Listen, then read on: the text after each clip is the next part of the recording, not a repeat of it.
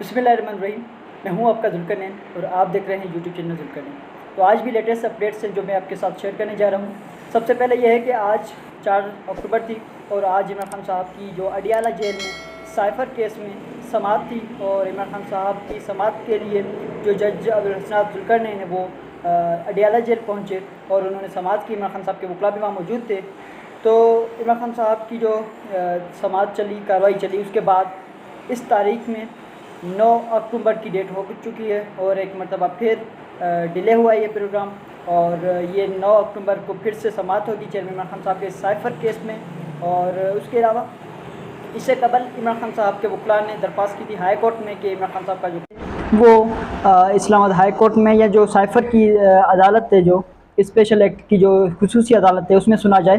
तो Islamabad high court के भी अहकाम है कि इमरान खान साहब को उसी अदालत में लाया जाए और इमरान खान साहब की कार्रवाई वहीं चलाई जाए। लेकिन बदकिस्मती के साथ कल एक मरतबा फिर नोटिफिकेशन जारी हुआ कि इमरान खान साहब की जो साइफ़र केस में कार्रवाई है वो इस्लामाबाद हाई कोर्ट में नहीं बल्कि वो जो है अडियाला जेल में चलाई जाएगी।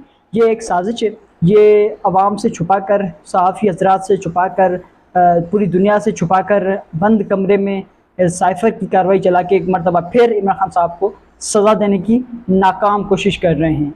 और इस केस को रोकने के लिए, क्योंकि इस केस से मुतालिक इस्लामाबाद हाई कोर्ट में केसेस चल रहे हैं कि इस कार्रवाई को रोका जाए, इस कार्रवाई को अदालत में शिफ्ट किया जाए और दीगर भी दरख्वास्त हैं। तो इस वजह से वकील ने एक मरतबा फिर जो स्पेशल एक्ट की अदालत है, जज अब्दुल हसन जुल्करनैन, उनको जो वकील ने दरख्वास्त की कि बराए मेहरबानी इस केस को फ़िलहाल रोका जाए जब तक उस जो हाई कोर्ट में पिटिशन्स लगी हुई हैं, रिट पिटिशन्स लगी हुई हैं, उनका कोई फ़ैसला आ जाए, वहाँ जो ट्रांसफ़र की और दीगर जो दरख्वास्त हैं वो उन पर फ़ैसला आ जाए तो उसके बाद आप केस की कार्रवाई चला देना। लेकिन अभी तक तो 9 अक्टूबर हो चुकी है और एक मरतबा फिर 9 अक्टूबर को जो कार्रवाई वो चलेगी। उसके अलावा गुज़िश्ता रोज़ इमरान खान साहब की अहलिया हैं जो बुशरा बेगम और उनके अलावा इमरान खान साहब की जो बहनें हैं, उन्होंने इमरान खान से मुलाकात की और उन्होंने बताया कि इमरान खान साहब कमज़ोर हो चुके हैं और इमरान खान साहब सेहतमंद हैं लेकिन उनको वॉक के लिए भी इजाज़त नहीं दी जा रही।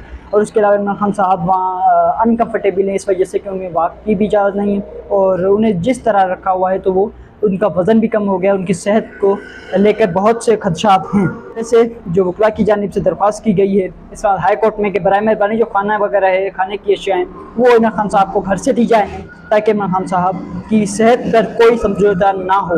तो इस हवाले से वो दरख्वास्त अभी चल रही है लेकिन उसमें अभी तक कोई फ़ैसला नहीं आया। उसके अलावा उन्होंने बताया, इमरान खान साहब की जो बहनें, उन्होंने बताया कि इमरान खान साहब जो डॉक्टर आरिफ अलवी साहब से दरमूमली करते हैं उन पर इज़हार मायूसी कर रहे थे। उन्होंने कहा कि उनका काम था कि वो आइन के मुताबिक इलेक्शन की डेट देते और डायरेक्शन देते, बजाय इसके कि उन्होंने ये मामला इलेक्शन कमीशन पे छोड़ दिया है। ये इंतहाई गलत है। उन्होंने कहा कि मैं इससे मायूस हूँ।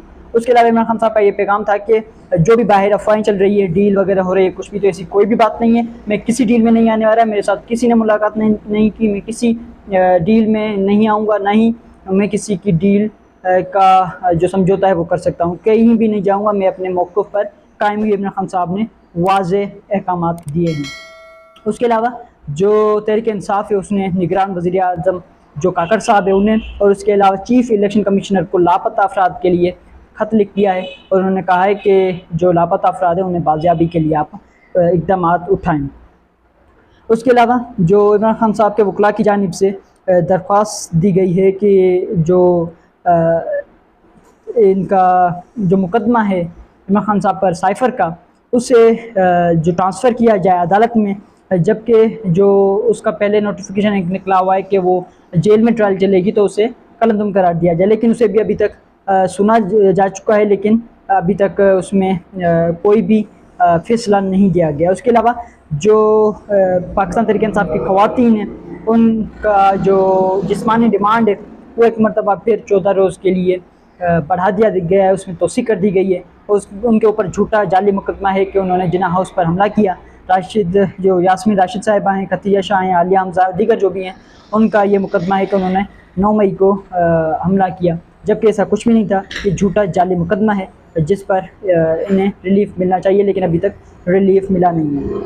उसके अलावा एक अहम तरीन ये है कि इमरान खान साहब को जो तमाम बातें हैं, उसके अलावा जो फैसल वारदा साहब है उन्होंने एक बयान दिया एक TV शो में एक टॉक शो में कि उन्होंने कहा कि इमरान खान साहब को दिल की बीमारी है पहले से ही, जबकि ये वाज़ेह है कि इमरान खान साहब को कोई भी दिल की बीमारी नहीं है। लेकिन इस बयान से ये साबित होता है, ये खदशात उठते हैं कि क्या इस तरह जो फैसल वाबडा हैं वो किसी के बयानबाजी तो नहीं कर रहे, किसी के कहने पर ये तो नहीं कर रहे। इसके पीछे बहुत बड़ी कहानी है, अगर आप समझ सकते हैं तो बिल्कुल, क्योंकि इससे पहले वाक़यात हो चुके हैं जिसमें ऐसे जो हैं खाने की अशिया खिलाई जाती हैं जिससे आहिस्ता आहिस्ता होकर उस शख्स को दिल का और दीगर भी जो जिस्मानी तौर पर वो कमज़ोर हो जाते हैं, उन्हें नुकसान होता है।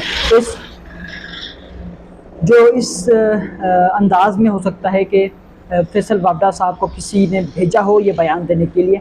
तो अगर ये है तो चीफ़ जस्टिस ऑफ पाकिस्तान काजी फ़ाइज़ ईसा साहब को इस पर बिल्कुल फेयर ट्रायल का हक़ देना चाहिए इमरान खान साहब को। और इमरान खान साहब की जो इस वक्त तमाम केसेस हैं उस पर जो काजी फ़ाइज़ ईसा साहब को आज खुद नोटिस लेना चाहिए। और इमरान खान साहब के जो भी मुकदमा आते हैं, जो उनकी जो जेल ट्रायल है, जो भी उनके ऊपर जो इस वक्त किया जा रहा है, वो अगर एक मनसब पर बैठे हुए हैं तो उन पर फ़र्ज़ है कि वो अपना अहम किरदार अदा करें और इमरान खान साहब को रिलीफ़ दें, क्योंकि वो किसी जाली झूठे मुकदमे में नहीं है। उन पर कोई मुकदमा नहीं बनता, लेकिन जाली झूठे मुकदमा उनके ऊपर बनाए गए हैं। अब तक के लिए इतने आए के लिए मेरे चैनल को लाइक करें, शेयर करें, सब्सक्राइब करें, ताकि मेरे हर लेटेस्ट वीडियो आपके पास पहुँच सके। Thank you.